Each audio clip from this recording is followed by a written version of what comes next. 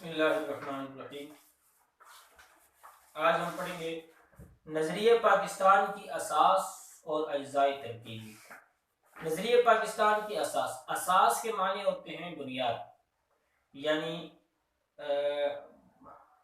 بنیاد جس پر عمارت کھڑی ہو اسے بنیاد کہتے ہیں۔ ایسے ہی اجزائے ترکیبی، اجزاء جز کی جمع، جز معنی حصہ، اور ترکیبی یہ ترکیب سے نکلے ہے، ترکیب مرکب یعنی اکٹھا کرنا، ملانا۔ تو اجزائے ترکیبی یعنی کن کن اجزاء سے مل کر نظریہ بنا ہے، کن کن چیزوں سے مل کر نظریہ بنا ہے، ان چیزوں کو یہاں بیان کیا جائے گا۔ تو نظریہ جن جن چیزوں سے مل کے بنا ہے، نمبر 1 دین اسلام اور عقیدہ توحید، نمبر 2 اسلامی نظام حیات، نمبر 3 اسلام میں حاکمیت اعلیٰ کا تصور، نمبر 4 معاشرتی انصاف، نمبر 5 اسلامی طرز جمہوریت، اور نمبر 6 اسلام میں اقلیتوں کے مساوی حقوق۔ نمبر 1 اس دین اسلام اور عقیدہ توحید۔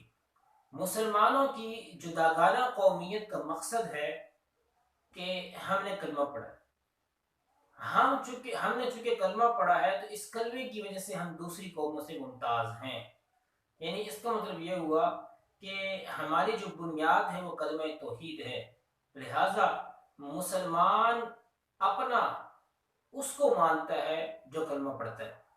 دنیا کے چاہے جس کونے کے اندر جو مسلمان ہے وہ ہمارا اپنا ہے، جبکہ دوسری قوموں میں یہ چیز نہیں ہوتی۔ کسی قوم کے اندر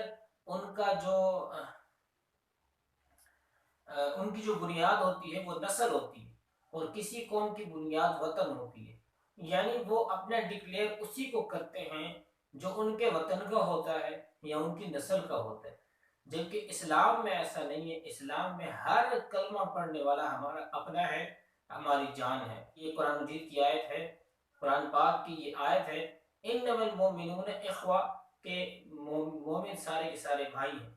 حضور صلی اللہ علیہ وسلم نے ارشاد فرمایا کہ تمام مومن ایک ہی جسم کی طرح ہیں، کہ اگر جسم کے کسی بھی حصے میں درد ہوتا ہے تو پورا جسم تڑپتا ہے۔ تو ایسے ہی مسلمان جس نے کلمہ پڑھا ہے وہ ہمارا اپنا ہے، اس کو تکلیف پہنچے گی تو یوں سمجھے ہمیں تکلیف پہنچے گی۔ دوسری چیز ہے اسلامی نظام حیات۔ اسلام صرف مذہب کا نام نہیں ہے، بلکہ اسلام ایک مکمل ذات حیات ہے۔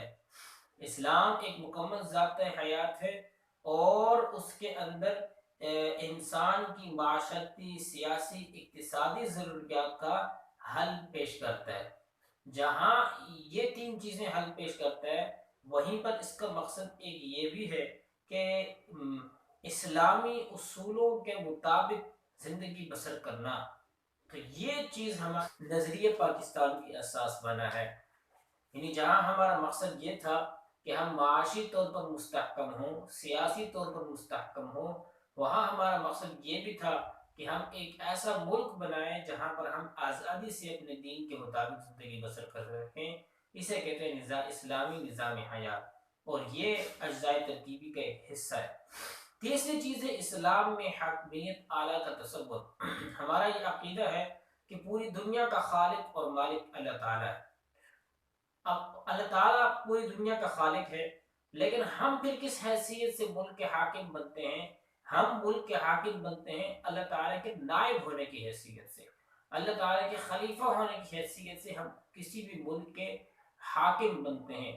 لہٰذا چونکہ دنیا اللہ تعالیٰ کی ہے، وہ ملک بھی اللہ تعالیٰ کا ہے، تو وہ ملک میں جو حاکمیت ہمیں ملی ہے وہ اللہ کی طرف سے ملی ہے، لہذا جو اصل کا حکم ہے ہم نے اسی کو فالو کرنا ہے۔ اس لیے ہماری ذمہ داری ہے کہ ہمارے جو نائب ہیں، ہم جنہیں اپنا نمائندہ منتخب کریں، اس کو بھی اس کے لیے یہ ضروری ہے، اس ملک پاکستان کے اندر اس کے لیے یہ چیز ضروری ہے کہ وہ اس ملک کے اندر خدا کا قانون نافذ کرے، کیونکہ یہ دنیا خدا کی ہے، اور اسے کہتے ہیں اسلام میں حاکمیت اعلیٰ کا تصور، کہ اس انسان کی حیثیت صرف خلیفہ کی ہے، اور خلیفہ وہی کرتا ہے جو اصل کا حکم ہوتا لہٰذا قانون الہی کو دنیا کے اندر ہمیں نافذ کرنا ہے.